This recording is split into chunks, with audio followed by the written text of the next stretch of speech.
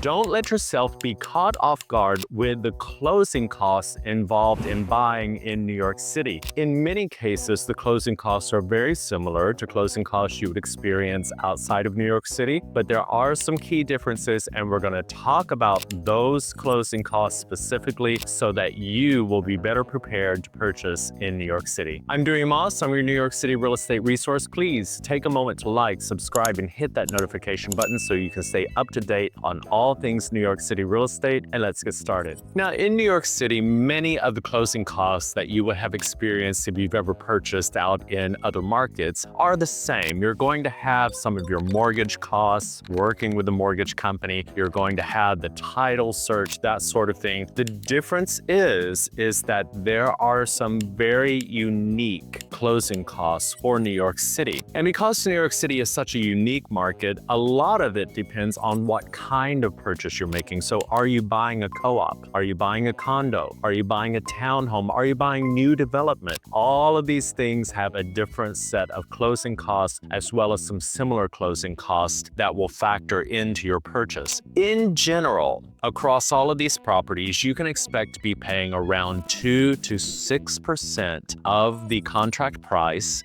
for your closing costs. But again, that totally depends on the kind of purchase that you're making. So let's talk about some of the differences and break down the things that you should be aware of as you move into buying in New York City. The first thing to know is that New York is an attorney state in the true sense of the word. So attorneys are going to be handling your deal. They're going to do all the contract work. They're going to do all the title work. They're going to handle everything from beginning to end. There is not a title company that handles everything for you in New York State. That must be done through an attorney. So the first closing cost that sometimes catches people off guard is that you are required to have an attorney in New York State. We always recommend that you go with an attorney in New York City so that they are very adept at working on condos and co-ops, as the market is, as I said, very unique, and these buildings have very unique requirements. Now, obviously, the fee for an attorney does vary from attorney to attorney, but usually it's a flat fee that they charge for the entirety of the engagement. And you can factor in anywhere between $3,000 to $5,000 for an attorney.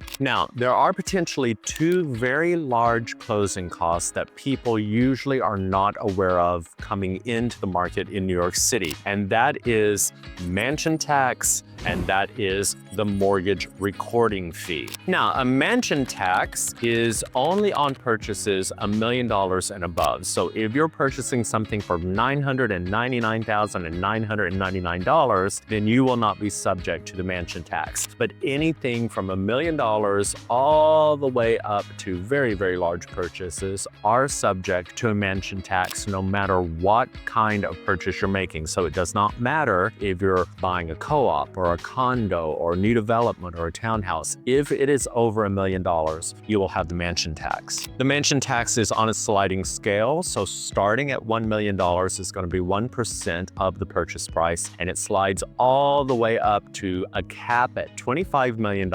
So if you're spending $25 million or above, you're going to have 3.9% of the purchase price for your mansion tax. So as you can imagine, the mansion tax, particularly if you're looking to spend around the $1 million range, can be a factor in what you're going to purchase. Because if you're looking at two similar properties, maybe one is 1.1 million and the one is right at 1 million, but once you negotiate, that $1 million one's going to come under $1 million, you're going to save quite a bit of money in your closing costs by staying under $1 million. So maybe that $1.1 million apartment may not be worth it in the long run. So you have to sit, you have to crunch some numbers, and you have to decide which is really the best purchase for you. The same could be said for any kind of purchase. You were looking between 1.9 and 2 million, or 2.9 and 3 million. Those breakpoints do get affected by mansion tax. So you could be looking at differences in the mansion tax according to each of those brackets of sales. So you want to take that into careful consideration and know that it is going to be part of your closing costs. Now, the mortgage recording fee can be a very expensive closing costs, but it only applies if you're carrying a mortgage and if you are buying real property. Now, what do I mean by that? Well, obviously, if you're paying all cash, you're not going to have any kind of mortgage recording fees, so you can save some money there if you can pay all cash. If you are buying a co-op, you are not buying real property. You're buying shares in the company that owns the co-op, and therefore you are not subject to mortgage recording fee. So you can save some money if you go the co-op route. However, if you're going to look at a condo, if you're going to look at a townhome, and if you're going to be carrying a mortgage on those properties, you will be subject to the mortgage recording fee. Roughly speaking, for purchases under $500,000, it's 1.8% of the purchase price. Above $500,000, it's 1.95% of the purchase price. So if you do the math there, you can certainly see that that's going to be quite an added expense to your closing costs. Every building in New York City, it doesn't matter if it's a co-op or a condo, are looking for ways to help support and pay for the building, especially if they're a building with many amenities like a gym and doorman and elevators and other public spaces. You need cash influx to be able to pay and support for that building. Much of that comes from the common charges. But if a building can make money in other ways, they most definitely will. And certainly once you have purchased into a building, you will be appreciative of that income flow of the building, no matter how it comes into the building. As a buyer, you need to be aware that there are going to be application fees associated with your purchase. So that is true whether or not it's a co-op or a condo. These application fees can include something like an administrative charge to actually do the application, credit check charges. They can charge a move-in and a move-out fee up front for the day of move. They can charge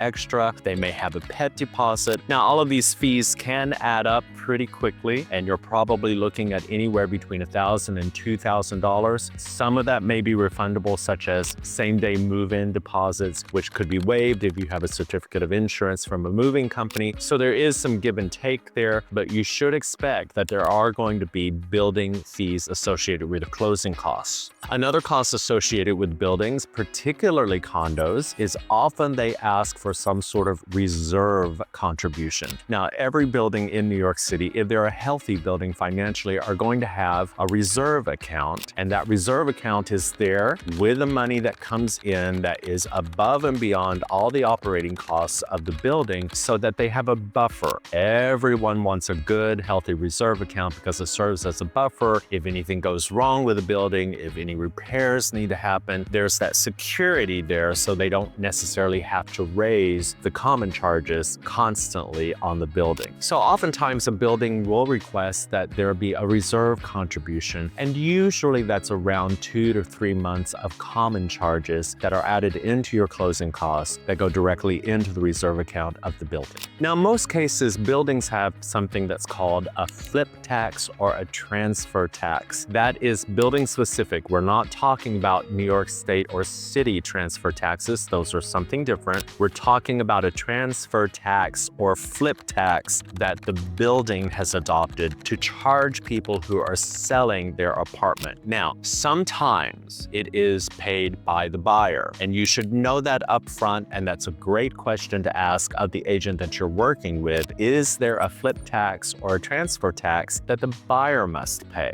Note that that's always negotiable. Even if the seller says the buyer is required to pay this flip tax, you can push back on that, and you can ask for the seller to pay the flip tax. You can ask for it to be divided between the two of you, to share the responsibility equally. It is a negotiable point, and you should try to negotiate that away, considering that you have so many closing costs. But on rare occasions, the buyer will have to pay the flip or tax fee, and that can be set entirely by the building. You can have a flat fee, you could have a per share fee, fee. You could have a percentage fee of up to 2% of the purchase price. So it highly depends on the building and what they've decided to charge. But most usually this is paid by the seller. Now, as I mentioned, new development is sort of its own game in New York City. And in fact, if you're going to buy something that is new development, you're going to have to be ready to really pay a lot of closing costs. It can be upwards of $40,000 or $50,000 in closing costs because that developer tries to push as many of their costs onto the buyer as possible. Usually with new development, you're going to have to walk in the door and pay the asking price because the developer has decided that this is what the market value is of this unit, and they're probably not going to sell it for any less, especially if it's new on the market. If it's been sitting on the market for a while, maybe a year or so, and they're really wanting to sell the apartments, then that price may become negotiable. But at first, you usually have to pay the asking price. So where does any negotiation and discount come in? Well, it comes in on the closing costs. Your very experienced agent should go in and try to negotiate away as many of those closing costs on the back end as they can. It is equivalent to getting a discount on the asking price when you're negotiating. So they need to take a look at what is negotiable, what isn't. A very common expense, for example, is that the developer usually wants you to pay their attorney fees. Well, that usually can be negotiated away. So you can whittle down those closing costs, but you should still expect that your closing costs are going to be at the upper end of percentages if you're buying new development. So as I mentioned in the beginning of this, there are going to be other normal closing costs that you would experience in any market. Your attorney is going to be the one to create the final estimate of closing costs. They can certainly talk to you about some typical closing costs, but they'll know more of the closing costs as the deal goes on and we get ready to close. But they will send you a final closing statement. But I hope that this was helpful in pointing out some of the unexpected closing costs that you have when you buy in New York City. Again, I'm Dewey. I'm your New York City real estate resource. Please take a moment to like, subscribe, and hit that notification button. And take a look at the description box for all the different ways you can get in touch with me if you're looking to buy or sell in Manhattan. I would love to help you out with that. I'll see you next time.